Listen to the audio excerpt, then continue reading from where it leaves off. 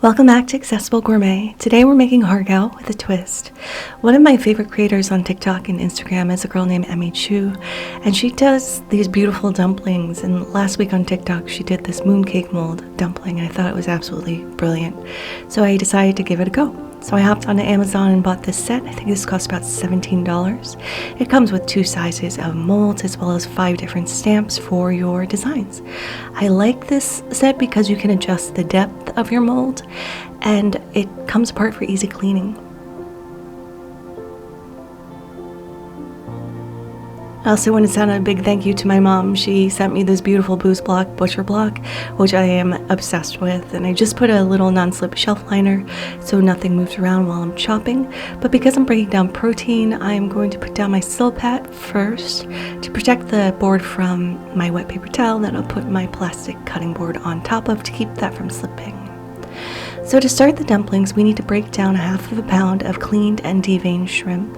You can just give these a rough chop. It doesn't have to be super uniform because we're going to come back in with our big boy knife and give this a really good choppity chop. We don't want this to be too big. We want these kind of in fine pieces. You want to know the shrimp is there, but you don't want it too large. So I'm just giving this a nice chop. Once everything is nicely chopped up, we're going to take all of our shrimp. Look how beautiful that is. And we're going to put this in a bowl and set it aside while we prep the rest of our ingredients. We're also going to need 3 garlic cloves. We're going to just smash them and peel them and give these a nice fine mince.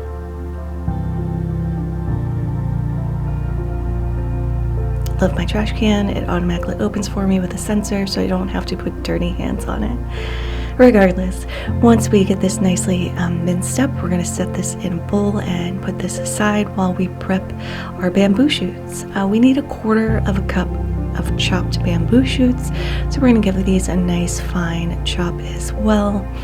And once we get roughly 1/4 cup, I'm just eyeballing this, we're gonna take our little bench scraper, transfer it over to a separate bowl as well, and then move on with mixing up our filling.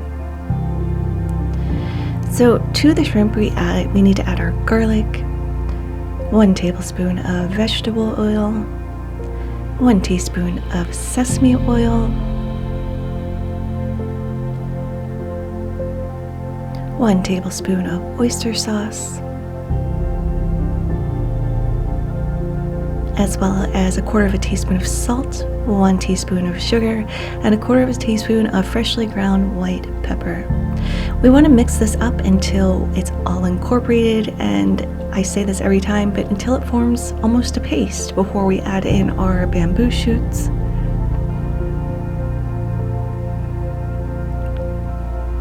Clean our hand, and then we're just going to fold the bamboo shoots into the mixture.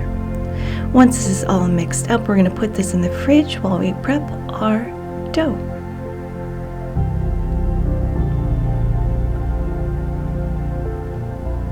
We're doing a crystal dumpling, so we're using no all-purpose flour. I am adding 1/2 cup of cornstarch to 1 cup of wheat starch, and I'm just sifting this through a strainer just to get out any lumps.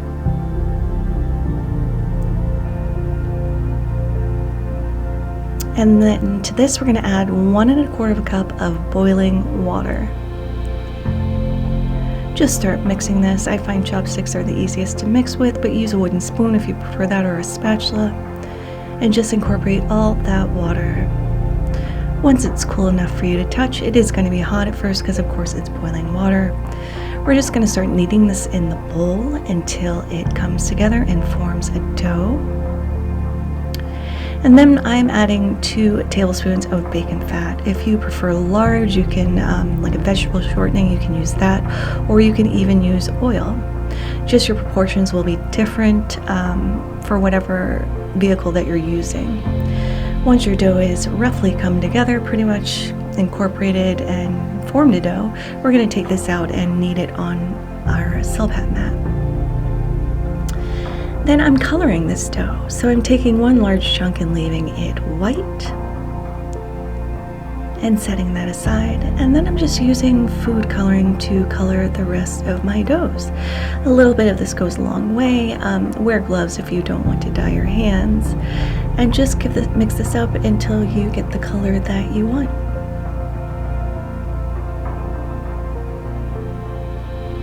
I went for more pinks and yellows and reds and oranges, and I also did a little black because I have a surprise for that later, which you'll see. But these are all the colors I ended up with. Now to start forming our dumplings, just take a small amount of your colored dough and then just start incorporating other colors into it. It's totally up to you. You want this a little smaller than a golf ball. We're going to roll it around and then we're going to press it flat with our hands. I know some people do this with a cleaver. I'm not that talented, and I found my hand worked just as well. Then I picked the side that I wanted showing and place that on the palm of my hand and just filled in the dumplings with a little filling. These dumplings don't need to be crimped, they just need to be sealed. So make sure all of your edges are sealed together and everything is nicely closed. And we're going to pop this in our mooncake mold. Make sure it stays in there and just doesn't try to escape. Then we're going to press it down 2 or 3 times, eject it, and we come out with this beautiful flower. Here I am again, just a little closer up so you can see what I'm doing. So we're just pressing our disc, filling it with some filling, sealing up the seams, putting it in our mold, giving it a little press. I also saw these koi dumplings that some talented cook had made on Pinterest as well, and I figured I'd give these a try. My brother-in-law and my dad both had koi ponds when we lived in Miami, so really this is a kind of a love letter to them, because I know they both miss their little koi ponds. So I'm taking mostly white part of the dough and then just adding the colors of the koi that I remember my brother-in-law and my dad having, just adding a little filling in the middle.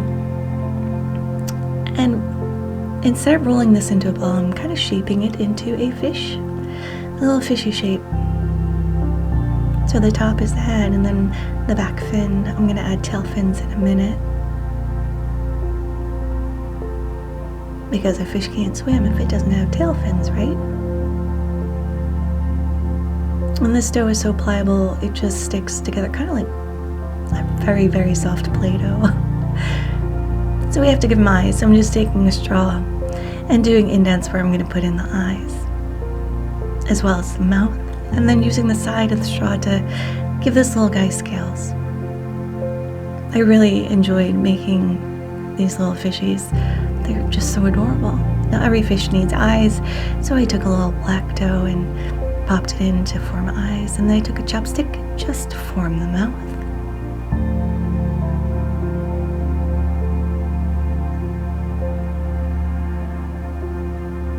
And then I took a little bamboo skewer and made the little tail fins.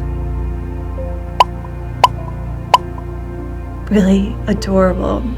And then we're going to place all of our dumplings in a parchment lined steamer basket, and we are going to steam this over high heat for 9 minutes. Look how beautiful these turned out. The color stayed true. They're just absolutely lovely. So I hope I did Emmy True proud, but here are my mooncake mold Har Gow shrimp dumplings with little koi fish. Thank you so much for watching. If you liked this video, give it a like. If you loved it, subscribe, because I put out new videos every Thursday. Until next time, happy cooking.